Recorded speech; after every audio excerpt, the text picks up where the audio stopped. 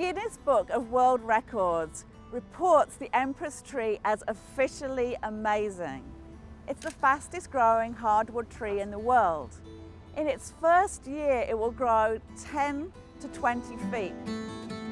We are on the grounds of the Legislative Building here in beautiful Victoria, British Columbia, and behind me is the Empress Splendor tree. What we have here is the ornamental version, so it has beautiful blossoms in the spring. I love the shape. It's a heart. It's a heart shape. And it's a lung. We need to do something urgently about our carbon emissions. Now, one of the most effective carbon sinks are trees. So trees really are the lungs of our planet. They take in that carbon. Now, we at World Tree have the fastest growing tree in the world that absorbs 11 times more carbon than any other tree. So we're on a mission to plant many of these trees so that we can do something now about our carbon footprint. World Tree has a carbon offset program where individuals can offset their individual carbon footprint by purchasing these amazing trees. We then take those beautiful trees and we plant them all over the world, even here on Vancouver Island. So in Costa Rica, we've just planted a bunch of Empress Splendor trees with the iCafe farmers. They're intercropping with the coffee beans, and the great thing about that is that coffee beans need shade.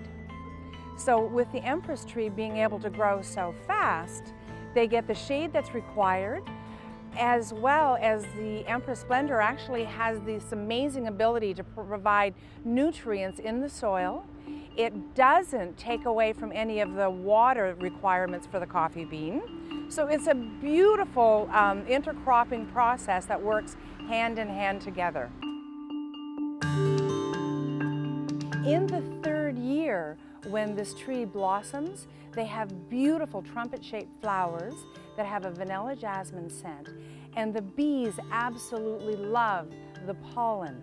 They make royal bee honey, which is absolutely delicious. The average North American consumes the equivalent of a 100-foot tree every year.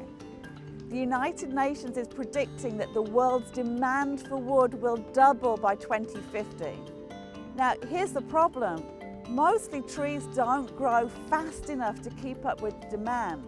That's why we're going into our beautiful forests here and actually devastating the forest to meet this demand for wood. So World Tree's answer is, let's leave our forests alone.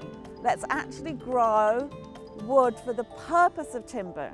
This fir is 35 years old. And now I'd like to show you what a 5-year-old Empress tree looks like. So we're creating plantations of Empress trees that grow to maturity in just 10 years so that we can meet the world's demand for wood. When the Empress tree is chopped down, it actually regenerates from the stump up to 7 times.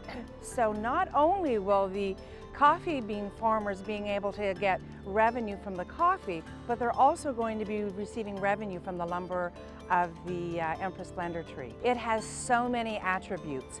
It has its own built-in insect repellent, fire retardant, and because the tree when it's growing is so incredibly wet, insects don't like it. And the uniqueness about it is after the tree is harvested, the insects actually don't even like the taste of the lumber. Planting trees is a way for us to reduce our carbon footprint now so that we can create the kind of world we really want to live in. Money really does grow on trees. Individuals that want to offset their personal carbon footprint, they purchase a COP, which we call the Carbon Offset Program. We then take those trees and we give them to the farmers. And then the farmers plant them, love them, manage them, look after them until they're ready to be harvested. Once they're harvested, the farmer actually gets 50% of the revenue. You, as the carbon offsetter, actually gets 25% of the revenue from the proceeds of the sale of the lumber. And of course, World Tree gets 25%. So we're calling all farmers who would like to be a part of World Tree's carbon offset program here on Vancouver Island, and you'll be able to get all these beautiful trees for free. So if you have fallow land that you're not planting anything on, the Empress tree can grow in the worst soil possible.